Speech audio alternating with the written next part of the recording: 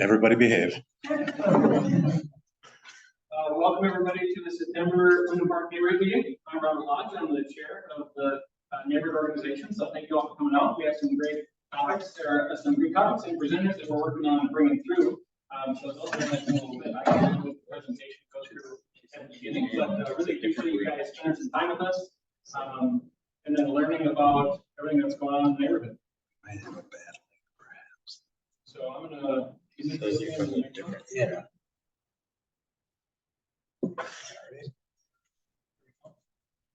There we go, perfect, thank you. So I'm changing the order, so for people that have been at these meetings a little bit, tend to follow a standard format, but I switched up a little bit, put the upcoming events up first. So coming up at the end of the month, we've got Disney Pixar's Soul, which is a fantastic movie in the park. So that's an initiative that we've been working on this summer. We have a big inflatable projector screen and a sound system and everything. So there's outdoor movies in the park, and we've been running several of them. So that one's coming up. So mark your calendars, and it's free. You can just come and check it out and have a nice time. So hopefully the weather holds up. And, that's a great film, family friendly and really fun. We have a couple of board meetings coming up. Well, our September board meeting is next week on Tuesday. So we run our neighborhood meetings on the third Tuesday every month, and our board meetings are on the fourth Tuesday every single month. So that means that the next neighborhood meeting is in November. So watch for the postcards, but mark your calendars for some of those. Did she log into this one? Yeah, that's where she is. You're in a different. Okay.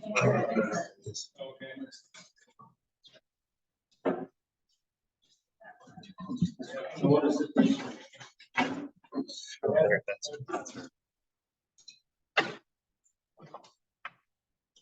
Okay, so we weren't getting audio, I heard. Okay. No. Shake never yes or no. Maybe I just get a little closer. It's barely.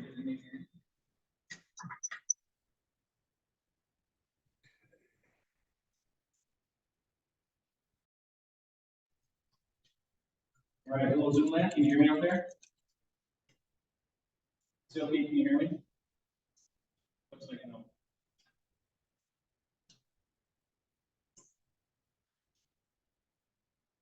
Okay. 1 second. Good. How about there? Anything there? There's a hand. Hello, everybody. Can you hear me? Check this real quick. Let's switch to this. There we go. How about this? Hello? Can you guys hear me now? Okay, Anna said yes. Yep, thank you. Thumbs up. How's that? Is that okay? There we go. Coming back. Thank you, everybody. Thank you, Robert. Okay. Yeah. So there's some for Zoom people. Launch it locally on your end, but we do have closed captions. So if you want to follow along and watch the text, there's also we're trying out different languages. You can try Spanish language, or you can try. There's a bunch of different options. There's options, yeah. Yeah. So we're still coming through, right? Jurgen, can I get a thumbs up if you hear me? There we go. All right, perfect. Working through the beats. So if we close this door, we just have another thing. I don't want to be too loud. Go for it. If it gets too warm, let me know. Okay. So things that we all try and talk about is all right. And slower. And slower. So working through some bugs, but it's a neighborhood. We get it. One thing I wanted to let everybody know is that if anybody is interested in joining the board, we have a couple open seats, but now is a great time. Because I've been chair for the last 3 years, but I'm going to be moving on from my chairpersonship, and we'll be changing over and looking for some new leadership and some new guidance on the board. So if anybody's interested in joining, we've got several open seats, and we'd love to have you drive the energy of the neighborhood organization forward in a new age. So it's been a lot of fun on my end. We've accomplished a lot, and yeah, it's just an exciting time to be on the board, but also an exciting time to take over the original. Okay. Thomas, will you keep playing with that? See if you can pick me up a little better. So I wanted to take a little time and talk about citizens in action and what we do. So we connect our neighbors with their civic leaders, and that's what we're doing today. So as long as Councilor Payne can join us and some of our other guests, but we want to give everybody an opportunity to connect with your civic leaders and infrastructure projects one in the neighborhood and give you a chance to bring your voice to the project and make sure that citizens and residents of the neighborhood and stakeholders in the neighborhood are heard and have their voices contribute to the projects. So overall, that's our role. We have 4 goals as an organization. We picked them to guide our decisions and our actions and our policies that we do moving forward. So we're trying to eliminate disparities, have safe and connected people, develop a really healthy environment, and looking ahead at environmental challenges as they come down the line. And then today what we're focusing on is complete neighborhoods.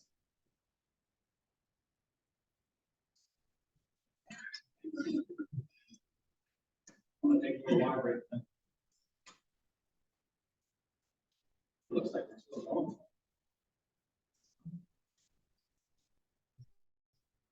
Thomas, we switch this camera. Yep.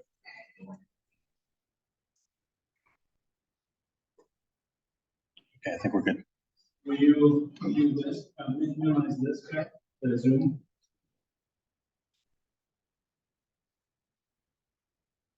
Yep, there we go. Let's go to the next slide, please.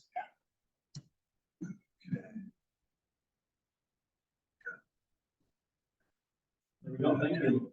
So complete neighborhoods is a goal established by Minneapolis, Minneapolis for the Minneapolis 2040 plan.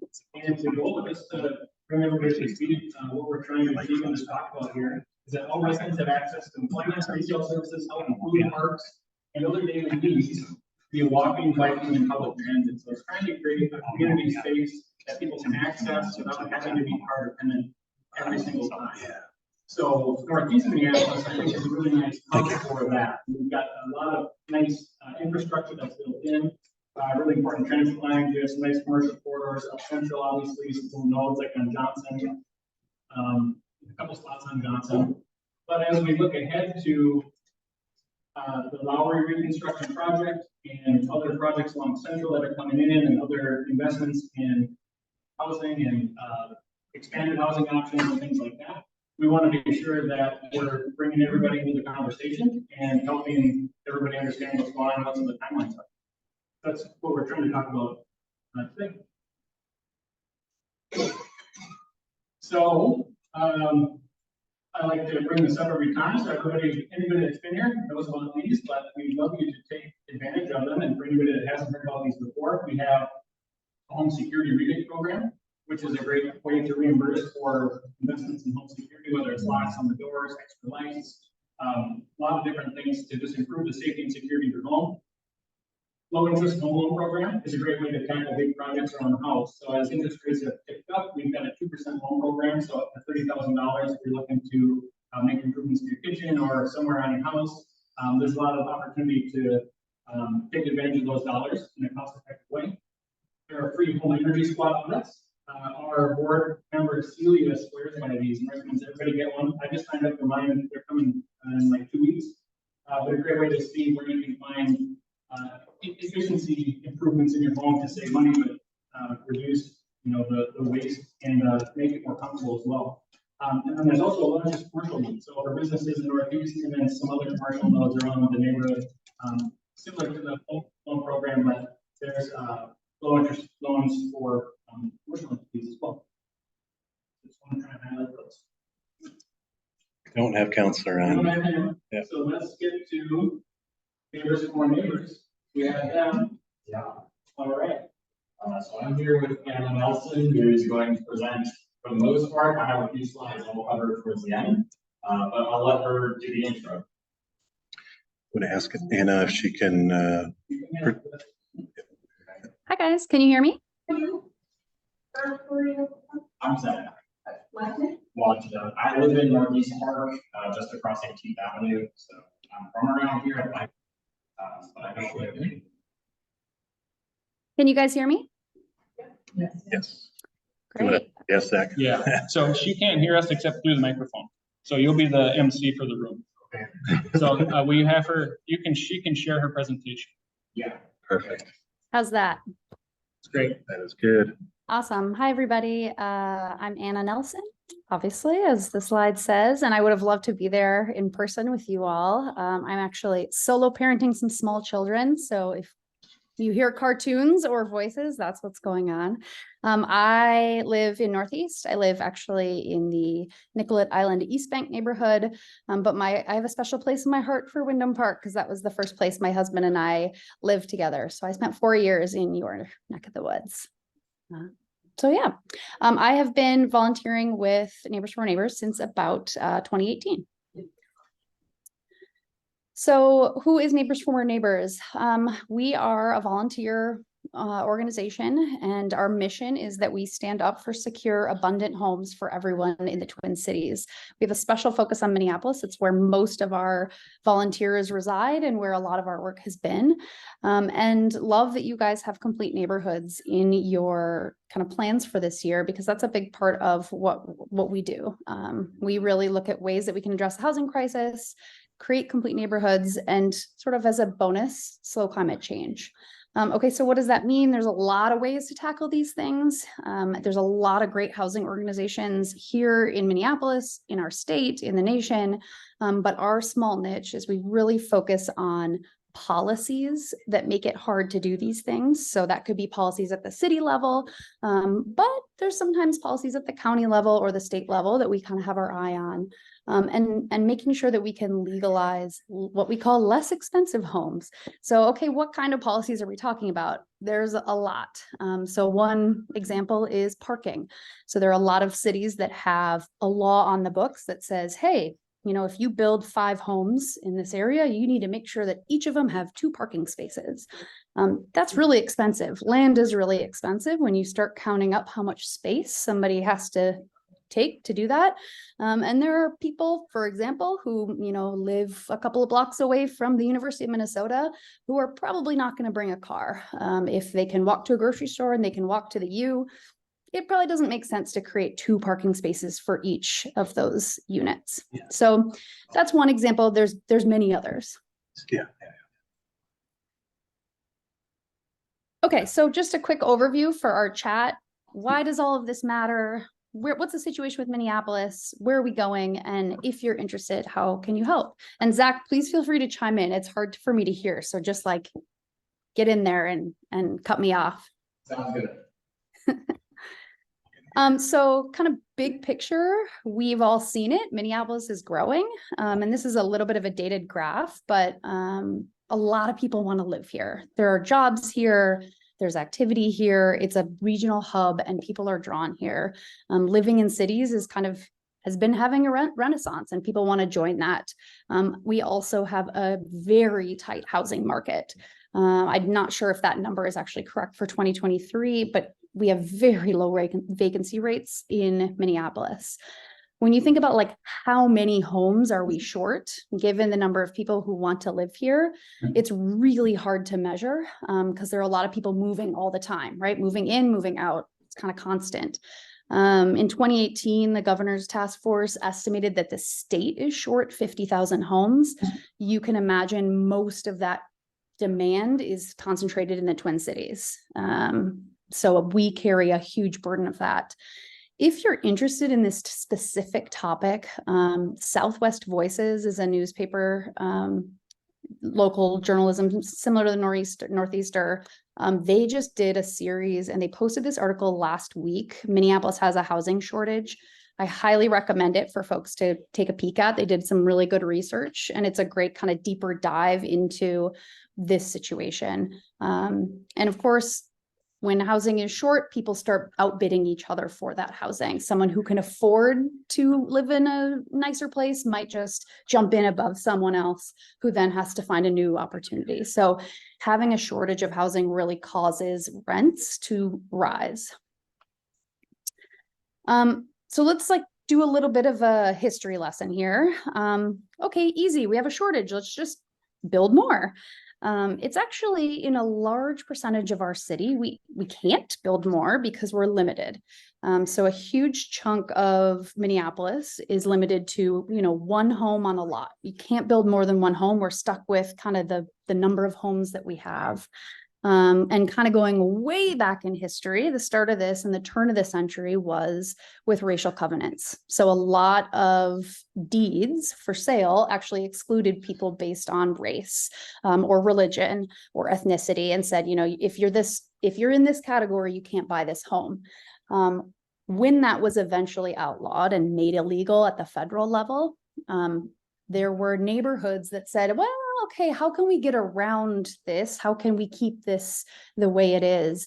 And you can see it almost is, right in line with that time period where people started writing into neighborhood HOA documents. It started happening at zoning levels that, let's just say this is single family homes only, one home, one lot, because that will keep out the kinds of people we don't want here. So that's kind of like the long history of where single family zoning sort of came from. And to this day, there's a lot of neighborhoods where you see these beautiful old turn of the century, fourplexes or 6 units, those great old brick buildings, where today you actually could not build that building on that lot because it's since been changed over to single family homes only. And so that's really the sort of where Neighbors for More Neighbors came about, because we started saying, you know what, if I want to have a mother-in-law unit in my backyard, that should be allowed, right? I should be able to do that. There's no good reason why more people can't live in our neighborhoods. And so we really organized to start kind of advocating at the city level for legalizing small multifamily units, so more homes on a single lot. When, Northeast is a great example. There are a ton of duplexes, triplexes, and fourplexes in Northeast. A lot of them were grandfathered in before some of those laws I was talking about. They're generally a lot easier and cheaper to build. It makes it possible for lower income workers to have, either rental or ownership opportunities, because you're spreading the cost of construction over more than one home, right? When the roof comes up for replacement, we're talking about 4 different homes that are sharing the cost instead of one. And so on and so forth. If you think about the different kinds of amenities in a home. So, and you can kind of see, a lot of people associate, okay, there's these fancy new apartments, they're really high end, those are for wealthy people. But if you look at the data, people who are on the lower income scale are much more likely to live in multifamily buildings where you have more homes on a single lot. Okay, so great. Maybe this takes down the cost of housing if we can have smaller homes. Great. What else do you get from it? And this is kind of where your complete neighborhoods come into play. When you have more homes in a neighborhood, it makes it a lot easier to support small businesses. The more people, right? If you have, 100 people in your neighborhood, you might be able to support a little coffee shop and keep them in business from your 100 people. If you have 1,000 people, you might be able to actually have a convenience store that can stay open for all that 1,000 people. If you have 10,000 people, well, now maybe you can have a grocery store because there's enough people there. So the more people that we can kind of have in a, urban area, the more that we're able to support this type of thing. And of course, if you give people these types of amenities, they're able to do their regular day-to-day life on foot, or, take a short car trip instead of a long car trip, which really reduces carbon emissions, and, barriers to low income folks who may or may not be able to afford a car. obviously from a citywide level, if you zoom out of the neighborhood, there's a huge opportunity to increase the tax base. We have a lot of infrastructure in our city, roads that need replacing, sewer lines that need replacing. If we, we know that the downtown business core is struggling a little bit with the move to, work from home and fewer, a lot more vacancies in some of those office buildings. If we can get more people living here in Minneapolis, that really helps the city's bottom line to make sure that we have those strong amenities. And things like public transit, Metro Transit is not able to run buses every 5 or 10 minutes unless there's enough people available to ride them. So, and kind of the last one, going back to the climate thing, is sprawl. So personally, I heard this from somebody, a while ago, but it really stuck with me that, every home that we build here in Minneapolis is one less home out there, right? Like way out at the end of the line, whether it's St. Michael or Blaine or, at the end of the freeway, they are building a lot of homes out there. And the more that we can, there's a lot of people who want to live here that say, okay, fine, I guess I'll compromise. I'll try to find a place in Minnetonka, or, where have to leave, go out a ring if they can't find what they want here.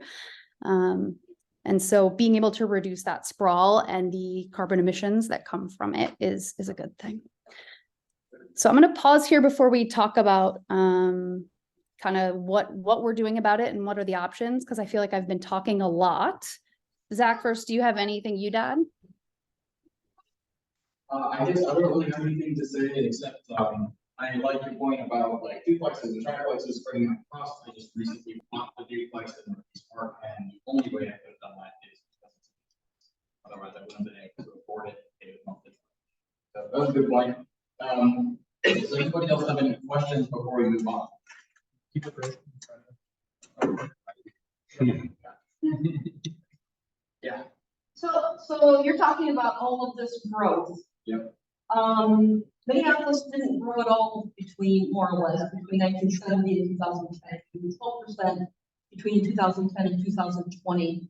The Census Bureau says we shrank last year, and the Met Council is forecasting us to grow a whopping 90%, in part because we stopped having enough babies to replace our population somewhere around 2007. And without immigration, we'd be talking about how we, in fact, reduce the region. So, you have this wonderful thing here that you're talking about based on growth, that there just aren't enough babies out there. And millennials, you haven't had enough sex. I'm just blaming it on you to make this kind of vision happen. There are just enough people out there. So how do we think about this in that context? Well, I think there is clearly a desire that people want to live in Minneapolis. We have shown growth, maybe not according to the Census Bureau, but according to Hennepin County, we have grown. And I think there are forecasts that say we will grow. There's plans to grow potentially 550,000 people. I agree, that's probably not based on, like right now, that's not happening right now, but we want to build homes for those people here in Minneapolis. And we are seeing growth in the suburbs. We see these new developments popping up all over. But Met Council forecasts the region to grow 15% in the next 20 years. So there is a growth, but not. I'm just wondering how you think about this in the context of I think those are all great points. And I think that, I'll just react to two things that you said. Number one, I think obviously the pandemic is, nobody knows all of the fallout of what was going on, right? Because our growth was like this, right? Until the pandemic. And so to your point, there was absolutely a flattening, and nobody really knows how it's all going to shake out. So none of us have a crystal ball. I do know that the indicators in this past year versus 2 years ago are all pointing back in the activity sector, meaning rents are going back up. If you look at compared to a year or two ago, number of people riding the buses are going back up. Number of new starts are going back up. So I think we don't know, you're right. But there is at least some indication. The other thing I'll say is going back to that point about babies. That's actually a really interesting anecdote. Because people are having fewer children. And what that means is, if you look at our population levels, again, let's go back in time. When Minneapolis was in its heyday, right? 400,000 people, 500,000 people lived here. But there was a lot of people per house, right? So people had 4 or 5 kids, like large amounts of people in a house, or an apartment. Today, we have much smaller family units. The average kind of people in a home is very small. There are a lot more single people who are either young in their life, choosing to live alone, or also older in their life, choosing to stay in their home. Sorry, I have a 2-year-old. Hey, baby, hold on. Shh, shh, shh. Thank you. I have been having children, but because of that, we actually need even more homes, right? Because people are staying in these smaller things. So even though our population on paper is, right, like not at that same level, we actually need more homes to account for the fact that we have fewer people living in them, if that makes sense. I know that you guys have two other things on here, so I don't want to get too caught up in it, to talk a little bit about kind of where the city's going, unless there's. I just want to say, what's the downside of allowing more people in building houses, multi-unit family, multi-unit. If there aren't people, they won't get built because people aren't going to build it. So if there is a desire, why don't we go ahead and let people build those things so that we can grow our population? So I think that changing policies to allow a bigger population or multi-unit housing is a good idea. So understand that from 2010 to 2020, the city grew 12%, which is actually faster than the region. And so it's hard to see that the old plan was actually holding any development back if that could happen. Zach, would you mind repeating the comment and then subsequent comment? Yeah, Anna, were you able to hear that all? Yeah, I was able to hear, actually. It was coming through quite clearly. So that's kind of a good segue to kind of talk about the current situation. So the comment referenced the comprehensive plan. So many of you are probably familiar with this. It's been in the news recently, actually in the last couple of weeks, but in 2018, the city passed a comprehensive plan. This is something that every city in Minnesota is required to do every 10 years by state law. Every 10 years, you have to update your plan, your vision for your, it covers housing, but it covers a lot of other things. Parks, education, police, you name it, there's something in the comprehensive plan that the city needs to kind of think about. Okay, what do we look like in the next 40 years, or excuse me, in the next 20 years? So you pass it every 10 and it covers every 20. And so they did cover this a little bit in 2040. And some of the things that happened in that 2040 plan were basically said, hey, we're going to reduce some of these barriers to where you can build. So every lot in the city, asterisk, if it's big enough, you can have up to 3 homes. You got to keep it inside the size of a home. You can't build it 3 straight up into the sky. But you have to have, you can allow for 3 homes. And then other places you can allow for a lot more. So transit corridors, places where anywhere that a bus would travel, you can actually, for the most part, not everywhere, build more. So basically just loosening some of those restrictions. There were a lot of things they didn't loosen. So I mentioned earlier, the size and height, there's still things that developers would need to go to the city to get an exception for if they wanted to, but they just kind of got rid of a little bit of that red tape. This plan has been caught up in a lot of legal back and forth, lawsuit, appeal. It's been mostly in force since it was put in. Currently, it's technically not in force. Most people at the city actually don't even know what that means because the previous comprehensive plan doesn't match our zoning either. This is all very esoteric. The point is that the city as a whole really wants to be looking forward, and comprehensive plan is a way to do that. I did hear that they were going to appeal again, so it may come back in force eventually, TBD. Neighbors for Neighbors did a ton of work around the comprehensive plan, kind of pushing for specific policies that we identified as opportunities, like, hey, what if we did it this way? What if we did it that way? As well as encouraging the successful passage of it. A lot of our work has recently been at the state level, which Zach, do you want to just do a quick recap of that piece? Yeah, sure. So right now, we are currently looking into state policy. There is obvious democratic trifecta, and so hopefully that means we can pass some pro-housing policy at the state level to help out everywhere, not just Minneapolis. So we're looking at what we could possibly do. We have an event on Thursday where we're going to hopefully figure out exactly what policy priorities we maybe want to focus on at the state level. You're all welcome to join. It's at Central Library in downtown. We'd love to see you there. And yeah, so hopefully we can pass some policies similar to other states. You see Washington, California, Montana, they both passed pro-housing policy, including Republican states. They've all done it. It's generally bipartisan. And so, yeah, that's what we're hoping to do at the state policy level. And if you could flip to the next slide, we'll talk about something, regarding that guy back there. We put out a city council questionnaire.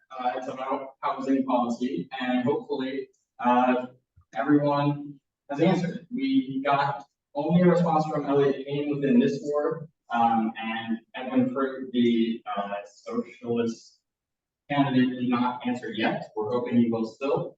And so go check it out. It's on our website. We got a good amount of responses, and they're pretty well thought out responses. I think they're very interesting. We put a lot of work into it, and so did all the candidates that answered. So if you want to learn about housing policies in Minneapolis, go check it out. Is it the neighbors for neighbors, or is it Yeah, so our website is moreneighbors.org. more neighbors out Yep. And that's all I got for that. Yeah, so if this topic strikes you as something that you're interested in, I know, like I said, you all have a complete neighborhoods element to what you're doing this year. You know, just kind of generally, I think talking to your neighbors and your elected officials, and when we say elected officials, we mean local here in the city, but also at the county level, at the state level, tell people about the fact that you support more homes and enough homes for everyone. I think it's, you know, share the benefits, talk about these things. I think it's really easy to, you often hear people say, oh, these big new buildings are so frustrating, or I hate these new buildings. And I always chime in, I'm like, yeah, I wish they would use brick, but you know what?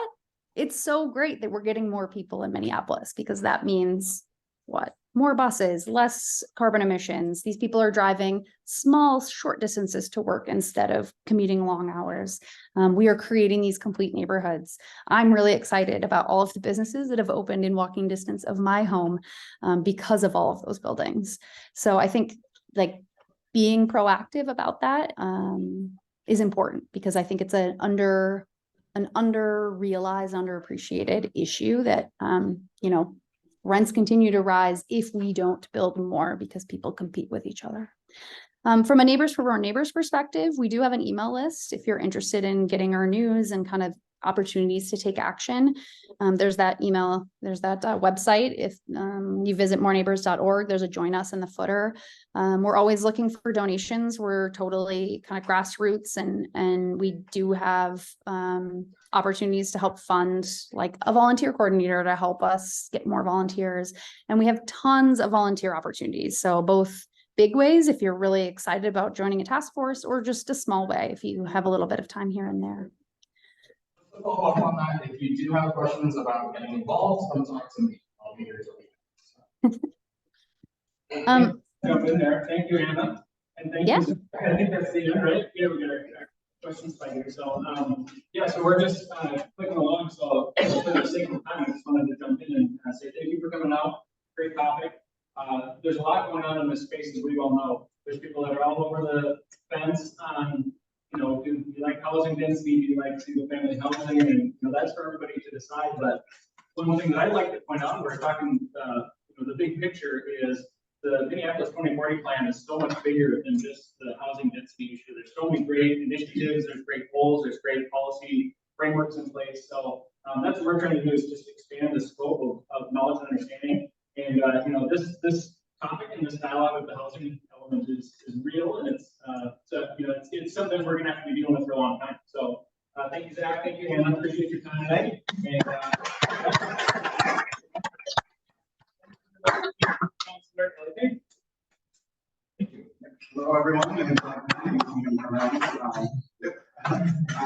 Maybe a pretty quick, good immediate follow-up, right, is around the 2040 plan and getting caught up in the courts. The city is appealing that decision. I'm not sure how detailed into the court stuff did you get on. Okay, yeah, so just for everyone in the room's awareness and online, the city's been in active litigation defending the 2040 plan for the last 3-ish years on did you have a question? 4 years. 4 years, 4 years. Oh, you were one of the litigants in it, I believe. I started Minneapolis for Everyone that spawned off, Smart Growth Minneapolis, that spawned off the lawsuit, Right. which has now resulted in the 2040 plan being halted. So the city is appealing that decision. You know, one of the things that's this big open question is, what does it mean if we block the 2040 plan? Because there's a jurisdictional conflict in that we are now going to be out of compliance with Metropolitan Council's requirement that we have a comprehensive plan. So we'll find out from the courts how the city will proceed, but that appeal has been filed, and that's a big step forward to the 2040. Other than that, setting that topic aside, we're right in the center of budget season, and this is our first year where we're doing biannual budgeting. And technically, according to the city charter, we still have to approve our budget every year. So the approach to this is to have the second year of the biannual year be a supplemental budget. So we are getting department presentations right now as we speak. Almost every day we have our budget committee meeting where we're hearing from department leaders around how they're working against what we originally budgeted. There should be less change requests from department heads at this stage because it's supposed to be a supplemental budget, but as you can imagine, there are things that do come up in the city, and so we're reviewing some of those things. The big things that I'd advocated for in the budget that are represented in the mayor's recommended budget were increases in parkway maintenance. St. Anthony Parkway has been brutal. The mayor is going to increase from our $750,000 a year that's been fixed at $750,000 a year since the city got into an agreement with the park board in 1999. So you can imagine inflation from now until then, and that's just not an adequate budget. So we're going to ramp up from that to $2.7 million per year, but we're going to do it over a series of years. So technically next year we're not getting an increase in the budget. However, that $750,000 is primarily dedicated to St. Anthony Parkway maintenance because that is possibly the worst. And from there, it'll be ramping up. Another big thing that I fought for in the budget was funding our climate equity plan. That was a really, really great plan this year. And our past climate action plan really had an emphasis on targets, but it didn't have any funding to reach those targets for the work that would be required to reach those targets. And so we are working towards increasing our franchise fees to hit a target of $10 million dedicated to climate action. And we want to prioritize deep investments in the green zones. So those are our historically, basically neighborhoods that have been identified in the community that have a disparate impact on pollution. And it's usually in black and brown. So there's a south side and a north side green zone.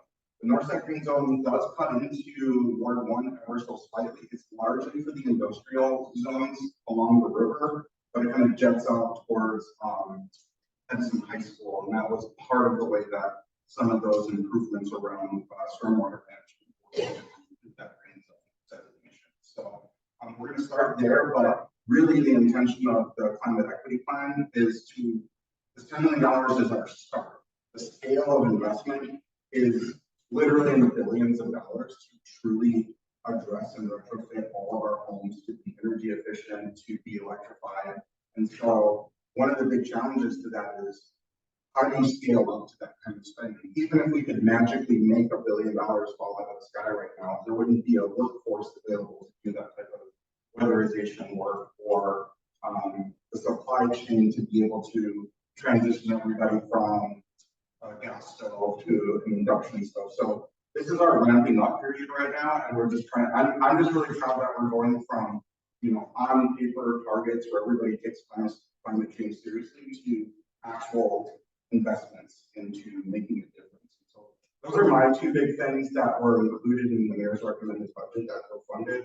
A couple things that we are still working through are the legislative department, which is a little bit inside City Hall, not as relevant to you, but it is relevant in that the new government structure has really shifted the role of City Council. And so our ability to really meet the needs of the community are much more constrained towards legislative functions, but we also have a really important constituent function for our role too. And so we're wanting to make sure that we have the right staff and infrastructure to be able to meet those needs. And then the last thing that I requested that didn't get addressed, but I'm hoping to work closely with my colleagues around it, is our co-enforcement model for wage theft. So we've partnered with an organization called Stay Tool that does a lot of workers' rights advocacy, and it's not just about identifying when somebody's either misclassified or they're not getting paid overtime. It's making sure that workers know their rights. And Stay Tool has done a really great job of being out in the community, building relationships with workers so that workers know their rights and working with them when how to identify an instance of wage theft. So that's one thing I'm working on. And then beyond that, we have a new nominee for the Office of Community Safety for the Commissioner. As the Chief Judge of Henry County. I'm actually meeting one-on-one in the ward tomorrow evening. And we just had a pretty big vote on the future of the 3rd precinct. There was a lot of discussion about Polo getting the 1st and the 3rd. I think that there were some colleagues that got some sticker shock when they saw the $30 million price tag for what was presented to us as a temporary location. And so today there was a vote basically to postpone that decision and not make that commitment, because from a dollar perspective, we just want to be responsible. And the thing that's really important to me is that we have a really intentional path forward when it comes to the whole 3rd precinct building. I think there's a lot of healing that still needs to happen before we move forward with the future of that building. But we basically, we have already taken that building off of the table as far as a future 3rd precinct. But what we did is we just said, let's not make a hard commitment towards co-locating the 1st and the 3rd until we at least do additional due diligence. I know that, for instance, Councilmember Andrew Johnson has identified a potential property that somebody was willing to work with the city to acquire for a new 3rd precinct. So that's kind of a TBD, but that's a whole vote that just happened today. Just kind of stuff there that's been. Beyond all those that would rattle off things, are there any other specific questions?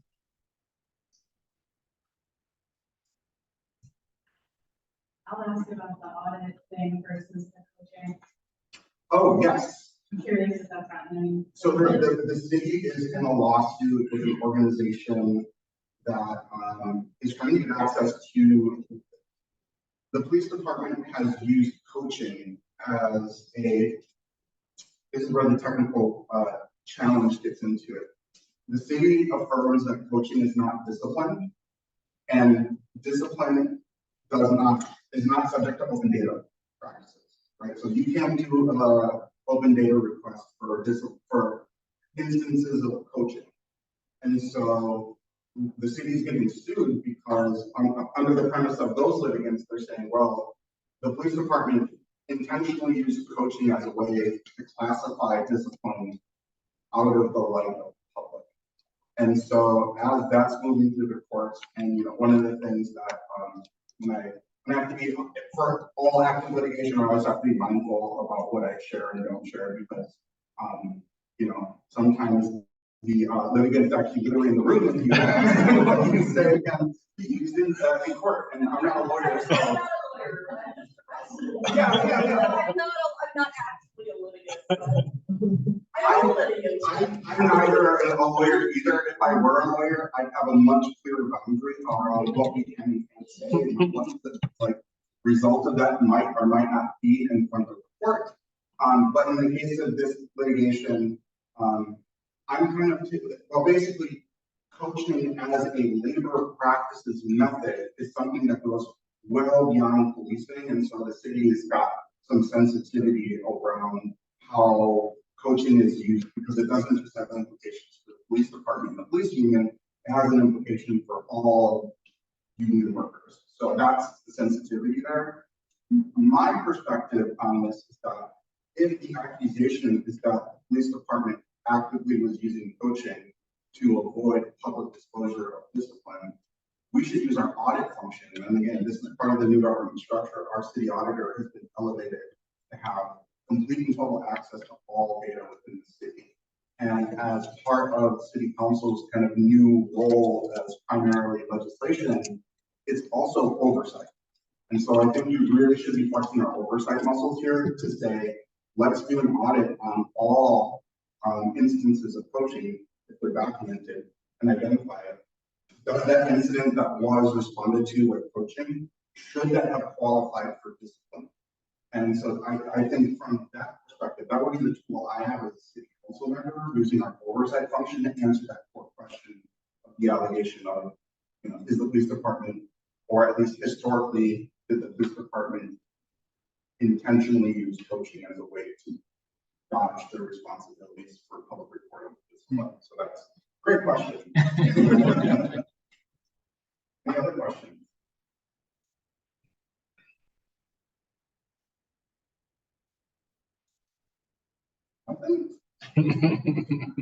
Who's excited about something?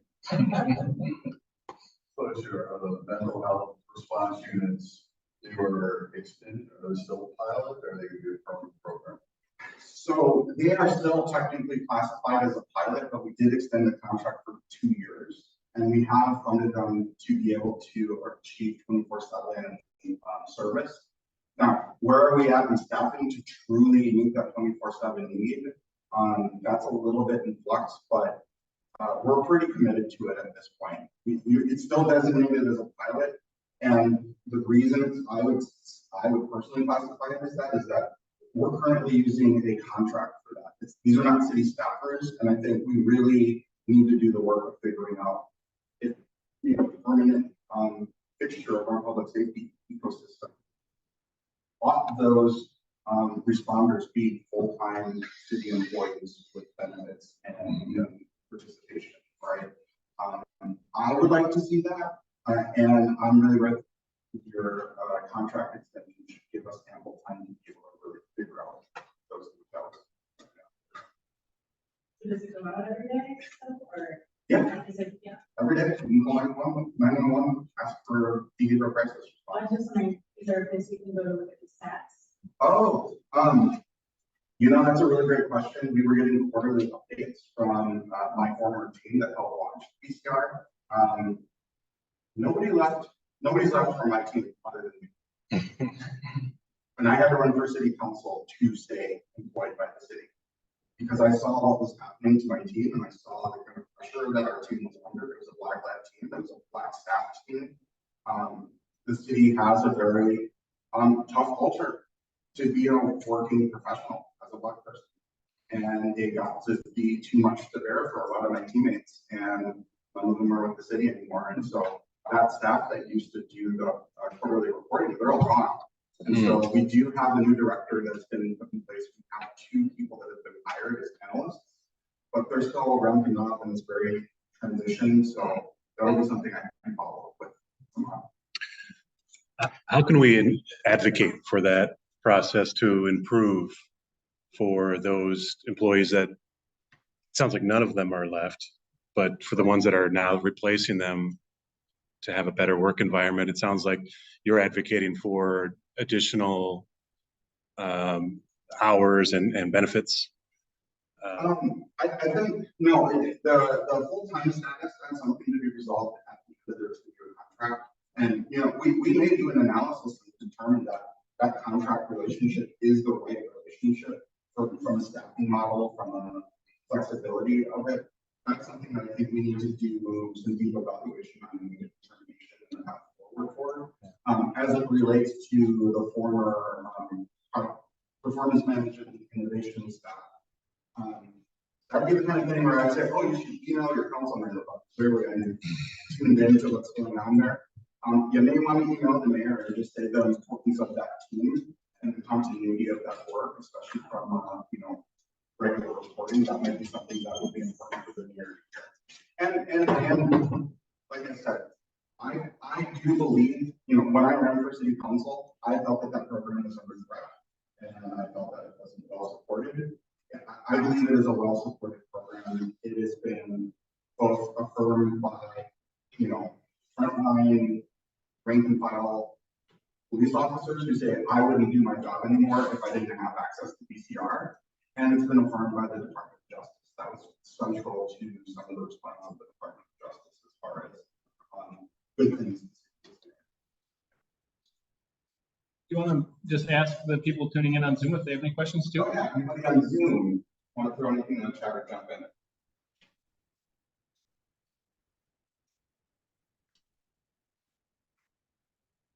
Was it equal time for one more question? Got a clapping, so they're doing this yet, so we'll do one more, but.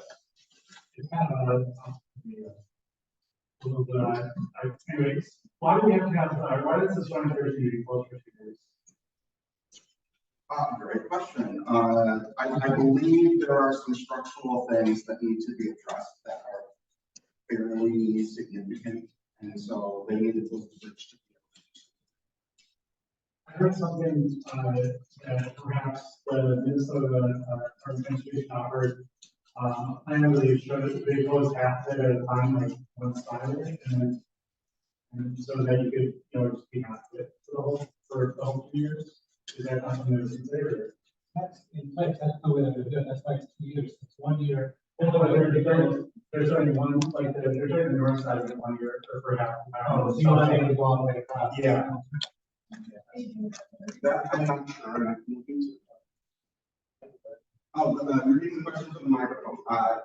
Stone Edge Bridge being closed for 2 years for construction, is there a reason that it needed to be closed for 2 years versus closing one half but making it passable and closing the other half and making the passability throughout the construction? And I said I have to look into the answer to that because I'm not sure, and there may be an engineering answer. Having heard from the park board, you have to truck in heavy materials. And if you limit yourself to half of it and you're trying to truck in big heavy materials, that doesn't work. So they close off half of it, they can use the full space to truck it in. That's what I was told. For the folks online, there is an answer from audience that suggested that it was for the truck access and the types of equipment that would need to be loaded in, and narrower bridge would allow for that type of. Oh, one last thing. I reached out to Public Works earlier this year to ask about the boulevard plans on Johnson Street. I know that was a question that's come up in this meeting on occasion. We actually had a contractor come out and do an evaluation of it. And I don't remember their exact answer off the top of my head. One of their answers was around the fact that it's, you know, you're not supposed to have to mow it anymore. It's supposed to be these natural grasses. But I think there is this open question around at what point do you say these are natural and at what point do you say Thank you for circling back on that. That was a while ago. So that's a good one. Okay. Any last comments? Otherwise, I think we'll switch it over. We love having you come to these meetings and just, you know, be available and accessible to us. And there's a lot of great baseball inside City Hall that you bring to the table. So for anybody that's a civic nerd like me, that's great information to have. We've got one more presenter, and so thank you everybody for tuning in on Zoom. If you have questions in the chat as you're, you know, as we're going along, feel free to pop them in, and you know, we'll try and address them as we go. But Jason, if you're there, we're going to turn it over to you for perspective from Hennepin County on the Lowry reconstruction project. So I think we've got you, right, Jason? Say hi. Okay, do you hear me? There we go. That's great. Thank you very much. Good, good. Well, hello, I'm Jason Stovall from Hennepin County. Well, typically, Kelly Augusto is the project manager for this project, but she is now on leave until December. She just had a baby over the weekend. So bear with me. I'm trying to pick up exactly everything going on in this project. So I have a little PowerPoint to go over, and we'll see if you have any questions. And then I think another person from the county should be joining me here at about 8. But if not, I'll try to answer the questions. So give me a moment here. Yeah, you should be able to share, so just go ahead at your convenience. Will do. There's always multiple screens going on. So share screen. Let's move that over there. Share. We'll do the PowerPoint. Okay. See my screen? See your desktop, yes. There you go. Excellent. So just a quick overview of the project. It's make Lowry safer, more welcoming, and more livable by adding bicycle pedestrian facilities and enhancing the streetscape to support a vibrant small business corridor. So when this project kicked off a few years ago with outreach, the term Livable Lowry is the county-led engagement effort that represents the project goal to support life on the street, including the daily activities of residents, business, patrons, and visitors to the corridor. So I can put this in the chat. The website link to the project website is hennepin.us, Livable Lowry. And we'll go from there. So the Lowry Avenue project is actually split into two projects. The one I'll be talking about mostly today is phase 1, which is from Washington Street to Johnson Street. Phase 2 is Washington Street to Marshall Street. So they're two different projects over different years. And so this phase 1 will be the first one to get constructed. So the phase 1 project, we've been going through design and public engagement from 2021 till this year. The design has been finalized and is ready to go out to bid here soon by the end of the year. And when going out to bid is when we bring on a contractor to actually construct the project. So as soon as it's feasible in the spring, the contractor will be out there to start constructing the project. And it's anticipated with the amount of work there, it's probably a 2-year construction project. So 24 and 25, and it'll be completed in 25.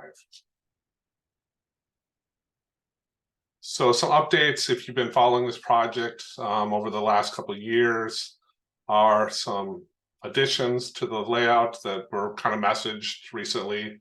Are some flashing beacons are being added at Washington Street, and then Fillmore Street. Fillmore is changing the bike boulevard per the city from Polk to Fillmore.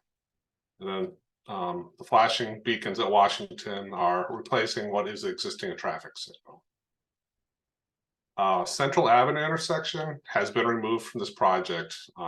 This is mainly because there's additional coordination with the Metro F-Line bus rapid transit and coordination with MnDOT studies for Central Avenue. There's a additional new project along Central Avenue that is in the near horizon, and we didn't want to build up infrastructure at this intersection and then have to tear it all out.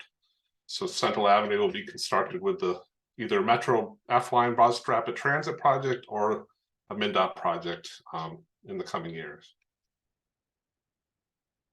So just kind of go over the staging and detour routes when this is constructed. There'll be 2 stages, Washington Street to west of Central Avenue, and then east of Central Avenue to east of Johnson Street.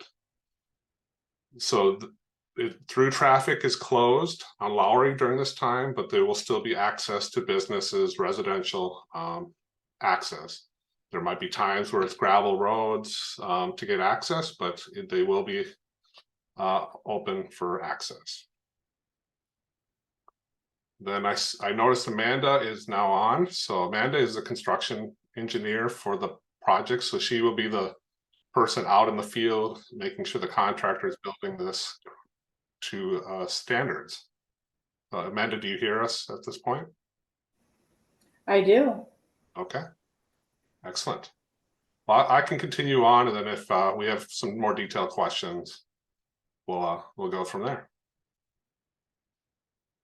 So on the map here, you'll see that it's an engineering drawing, so it's very detailed with a lot of signs, but the construction area is right here. That's Lowry Avenue. And so for through traffic, the detour is down, depending on what direction you're coming from, University Avenue down to Broadway, back to Central Avenue. So when that area is being constructed, that's what through traffic will be signed to do. As everyone's aware, that's what we put people on roads that are a similar level or higher, but people tend to find their own ways to get through construction zones. So when this detour is in place, Amanda's team will be monitoring how traffic is moving around and make adjustments in coordination with the city as needed. Jason, could we jump in with a quick question? Sure. Why don't you just relay it? So, normal colors and stuff, I'm interested what's the route for trucks, 35 to the rail. What's the route for trucks from 35 to the rail yard? Is it on that same path, or do they have their own designated route? From 35 to 35, that would be the same route because it's going on to Central Avenue, and then that's a trunk highway, MnDOT road, and then to 66. So that would be the signed detour for them. Okay, great. And you may cover, how long is this detour going to be in place? Amanda, do you have that detail?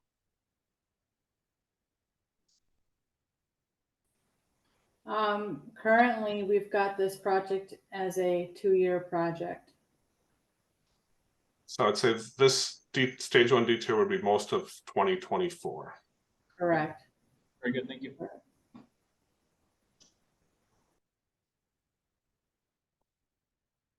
So I'll move on to the next slide here. So let me clear all drawings. Okay, stage 2 detour is a little different. You know, when stage 2 is being constructed, which is east of Central Avenue, the detour route will again be Central Avenue down to Broadway, and then it'll come up New Brighton Boulevard. So this would be assumed to be in 2025 that this portion will be constructed.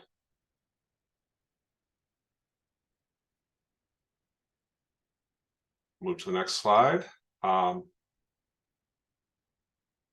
Clear all drawings. So there is a portion of Johnson Street that will need to be detoured when they're working in that area. So that's kind of east of Johnson Street. And so kind of showing the detour routes of 37th Avenue North, Central Avenue, and then 18th Avenue to get around that area. Again, this was anticipated to be in 2025. So when we say anticipated, there's always room for a contractor to come in and look at how they would stage it and propose different changes to Amanda's team to stage this differently. So when we get out there to construction, you might see a little different route being played out, but usually they stick pretty close to our proposed staging. And we put criteria on them. If they want to change it, they have to do certain things to make sure it's equal or better to what we've proposed.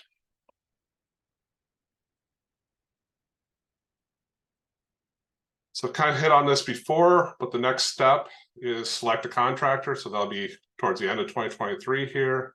And the construction would begin in 2024.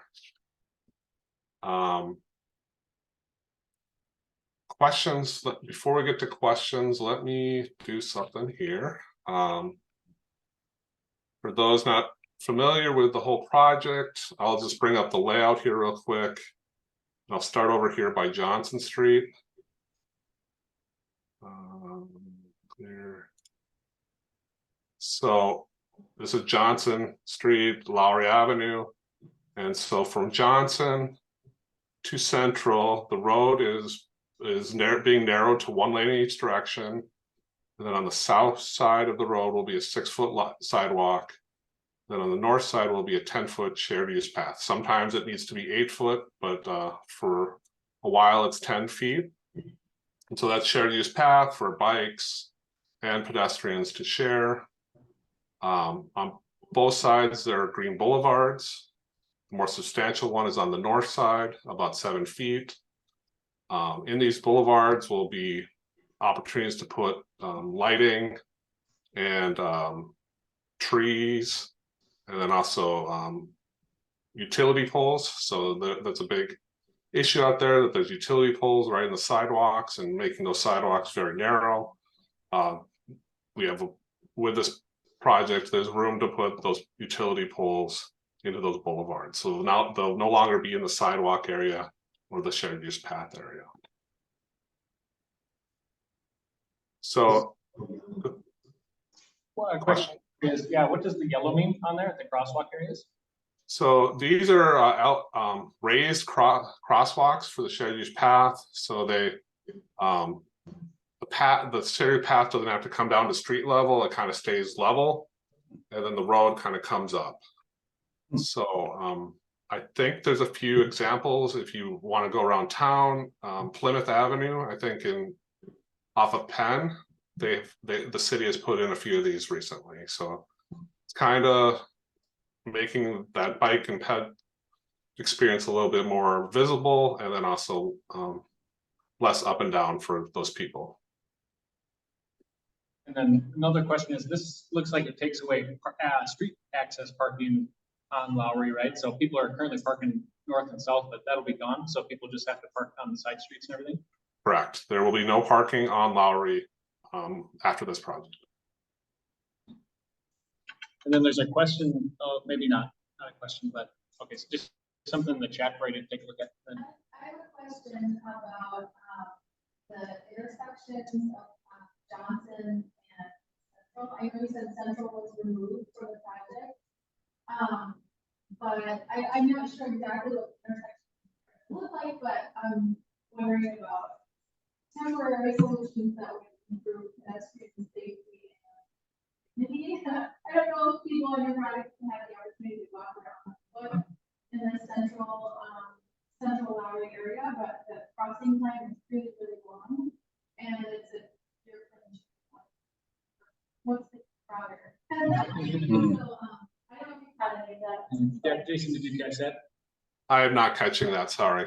We're looking at Johnson and Central, but especially on Central, since that portion of the project has been excluded from here because there's some construction following behind it, you know, the next couple of years.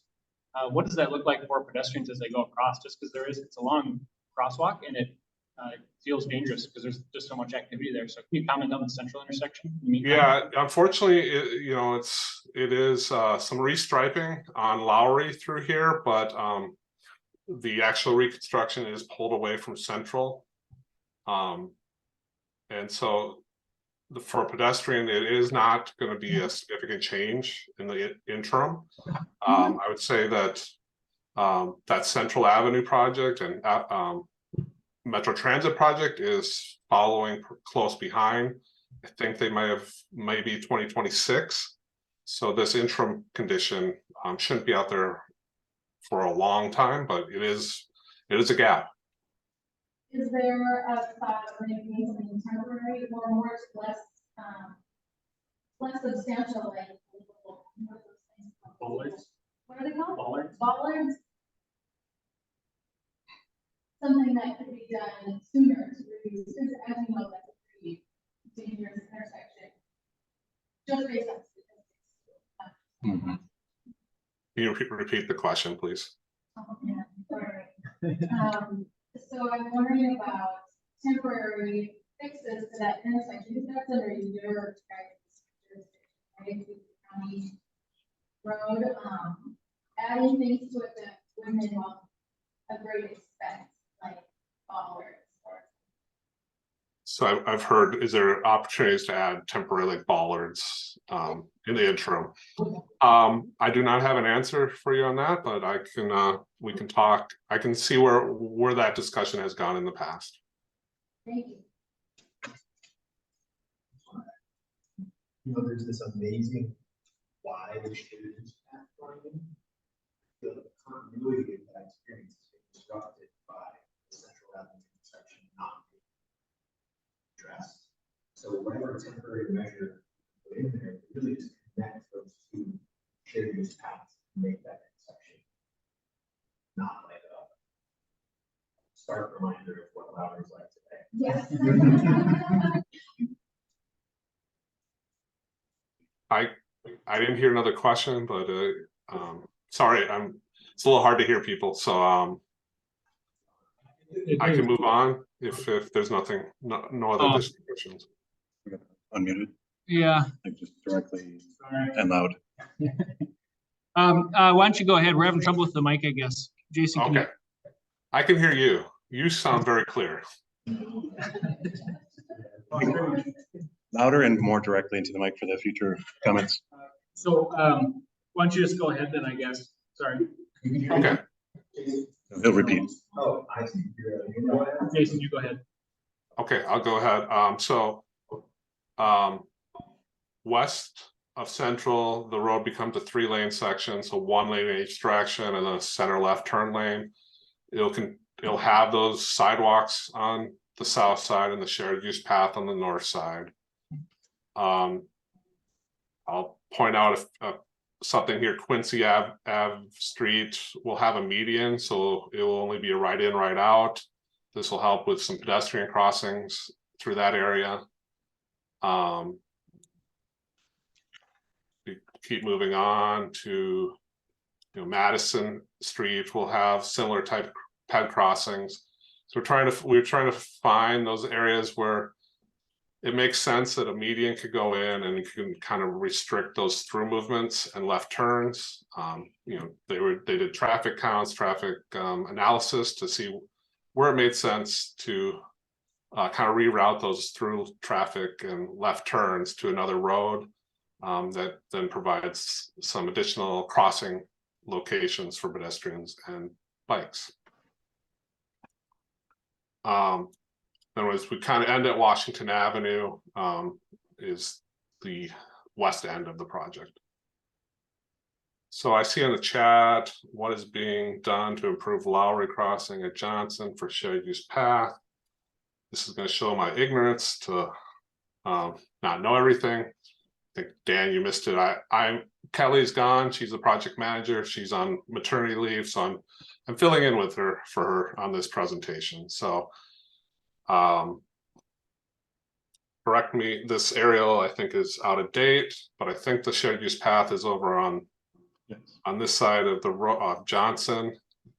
And so just redoing the whole intersection, new signals, a new signal, new push buttons for pedestrians, and so better ped ramps, narrowing down Lowry to a small lane width, so the crossing distances will be improved. Who is putting in flashing beacons at Fillmore? The project is. So Fillmore is it's now going to be a 2-lane road through there. And so the crossing distance will just be two lanes. And with this intersection, we're also including the rapid RRFB, the rapid rectangular flashing beacons that are push button activated to help enhance the crossing. That is part of the project.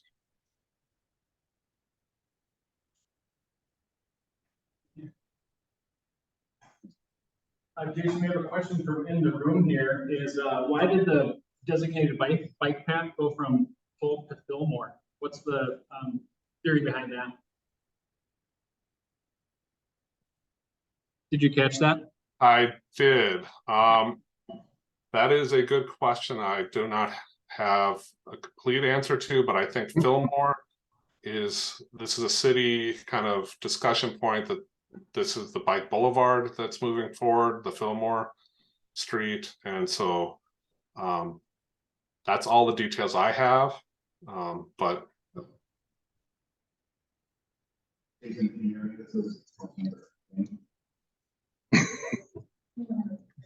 so yes, Polk Avenue Island's being removed, but as mentioned, it's only going to be a 2-lane section through there, so a lot less lanes to cross. So we do have a commentary from Counselor Payne, but we're losing the mic for some reason. Okay. I asked the Public Works team about that question, and the answer that I got from them was around some of the just the geometry, frankly, over there at Polk. And with the narrowing, they were running out of space to maintain the what do we call the boulevard in the middle? The Center lane or whatever. refuge, the refuge, because of the narrowing of the lane. And so they said it just, when the project designers were trying to work it in, it just wasn't working out. That was the answer from Public Works. Yeah, you put a median through there. You can see in other locations. It does provide a refuge, but it does widen out the road, and you take that width out of the boulevard area on either edge. So you have less boulevard area on the outside to fit in that median.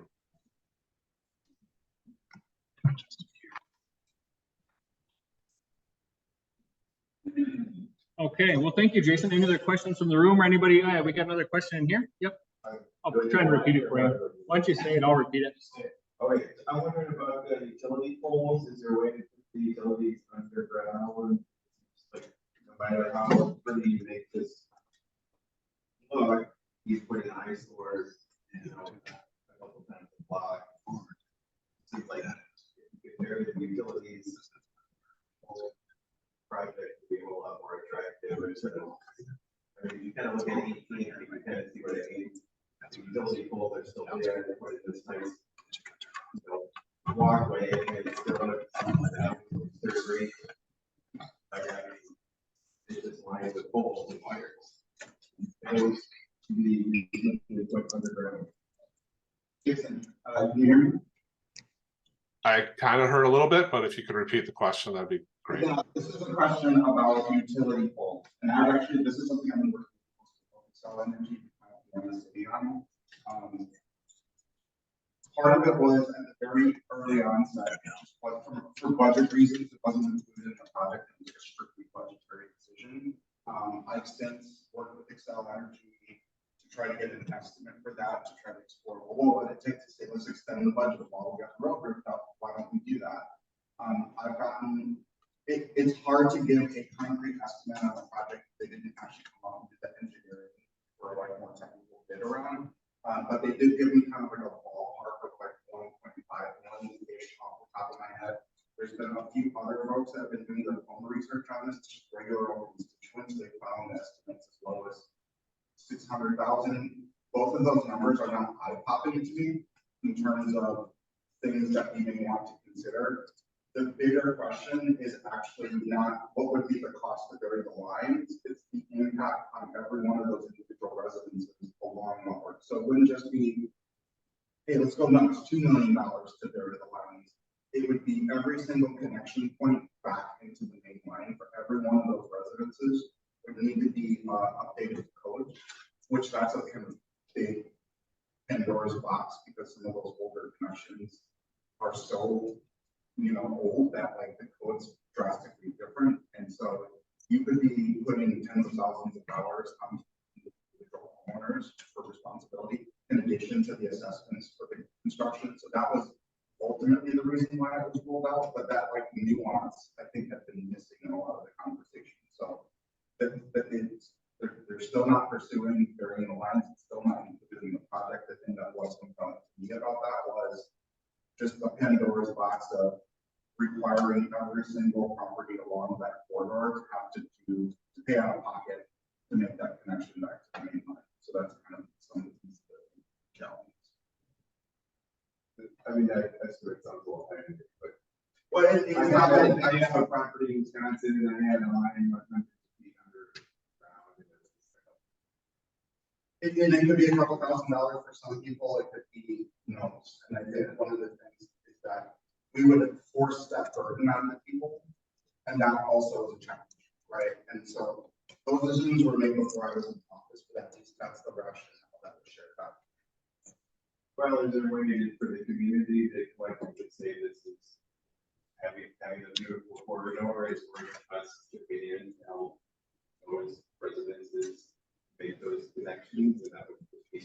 I would never rule out how. But are the people along the street, are they being assessed for this work? Yes, yes. So not only are they being, not only have this mandatory assessment that they don't have a choice in just for the construction, then that decision will also say, and by the way, you're gonna have to pay this out of pocket upfront. What's the typical assessment to it? So I live right on Lowry.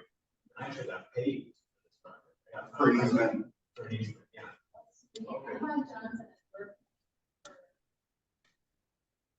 for last project. You know, it's so cool. Yeah. Let's talk about various. I got assessed for getting areas. You know, for some people, thousands of dollars actually don't be paying. For a lot of people, that is ruinous. And we don't know each individual's financial circumstances. And again, it could be anything from a friend, and there's just electricians and plenty that are completely open and available. And it can be all the way through to the labor market's crazy. Getting on the electrician's calendar is challenging, and there's a price premium to get them on the books, and that would be for hundreds of properties along the corridor. And so I think that's kind of a feasibility question that led to it being rolled out. I never say what's possible or not possible when the community is involved. If you look at something like this, a decade later, the community was able to both convince the state legislature and a reluctant city government to ultimately sell them that property, and it just took a decade of intense organizing. That's always a possibility. You know, we could go on a door knock. I would join you on a door knock, and you could find out from the community. You living on Lowry, would that be something you would like to happen, and would you pay for it if it was possibly would run as well if you saw like the number? We're talking about the utility poles in the street. Yes. And you, the expense for you actually here. So right now I'm ecstatic about the Lowry project, that I will no longer run into the utility poles myself. I don't really care whether they're in the boulevard or around. Yes, please. I would pay $1,000 in the ground for sure, but I do think that it would be a tough sell to a lot of and I don't know if we're going to go back on the Parkway and you know it's beautiful, and part of why it's beautiful is because you don't have ugly poles with wires. I absolutely agree. And I think there's another side to that too. Like we have the opportunity to beautify it and hide those poles by planting trees and gardens and all manner of things. Beautification should be cool. And while I have the mic on, I've been pretty engaged in this. I've walked Lowry with a number of people. I've heard some of the feedback. Some of the other feedback that I heard that I shared back with our staff, we shared it back with Hennepin County, which then it kind of got into some of their communications, but there was like kind of 4 main things that I had documented. One was that there can be utility poles. Another was when you look at the 30% layout, you don't see any trees.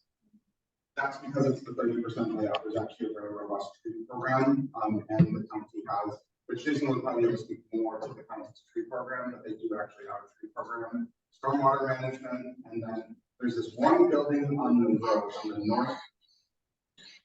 northeast corner of Monroe, that really cuts off your visibility.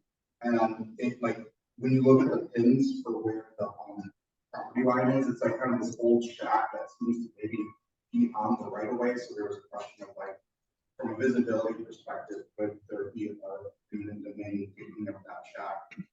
There's 2 things about it. One is that like it appears that it's on the right of way, but I think it might be on the Monroe side, not on the Lowry side.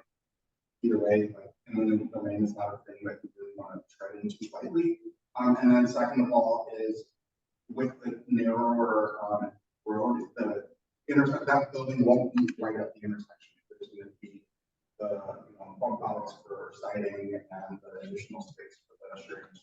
So those are kind of the 4 key things that I documented when I was out doing the walk with, on a couple of occasions with some community members. And like I said, I agree about the utility lines. It feels like if you're gonna do that much road work, it would be an incremental budget ask. I do now understand how you would arrive from a feasibility perspective about the impact of individual property owners. And like I said, that decision was made before I was in office, and I would gladly walk Lowry and ask people who live there to get some sort of sense of what people's interest is, because that could actually make an impact. I mean, it's quite late in the game to change things, but like I said, you look at Roof Depot, it looked like that was done and off the table, and the community pulled through, right? So it doesn't mean that it's not possible. It just means that it would be like a pretty significant community-led thing that I'm happy to walk over to explore. Just one more question, like, so what about the rest of the lottery going towards the river? Is that a different phase or what's? I think the university already really sucks. Yes. Jason, the question was, what about the rest of Lowry towards the river? And I know it's phase 2 from Washington to the river. I think that would be a good opportunity for me to have it up. Yeah, the mic isn't working that well for you either. I heard something about phase 2, and then something to the river. Can you repeat it again? Yes. What about right there is perfect. Yeah. What about so we just had a deeper conversation about utility poles. I explained it's not just the cost to bury the poles, it's also the cost to do the individual connections to properties, and that would be on the property owner's expense. But the next question was, what about to the river? And I said that was a good chance to hand off to you to talk about phase 2. Sure. So phase 2 is kind of still in the preliminary design phase. It's looking like late 2025 that would start and be kind of into 26 for construction of that phase. We are planning to kind of go back out to the public soon with some more details on what that phase looks like. When we did phase 1 outreach a couple of years ago, phase 2 was talked about, and a kind of a quarter vision was kind of shown.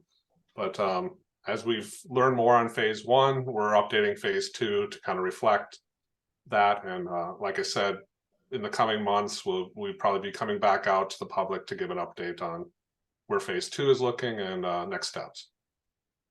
Is this a different phase 2 or phase 2 with Johnson? Yeah, so, yeah. Yeah, because there's multiple stages within a single project. So that's how it's broken up. So I'm going to jump in since we're getting late on time. Jason, do you have any last comments here? Or how can we reach you to ask questions about the project? Yes. Well, Kelly is out. You can reach me through, I'll just put my email in the chat, but and I'll send this PowerPoint out to you too, that you can use on your website. But my email address will be in the chat. You can reach out to me, and I'll work to see what answers I can find. Yeah. Well, yeah. Also reach out to me too. And well, I was in regular communication with Kelly, but I will also be in regular communication with Jason as well. Thanks for having us. Thank you, Jason and Amanda. Appreciate your time tonight and the deep dive. So give them a round of applause, everybody. Thank you.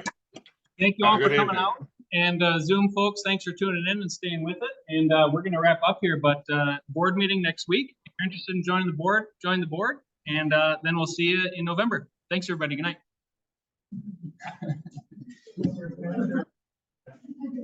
Stop recording. Yep, more. Yep. Yep. There you go.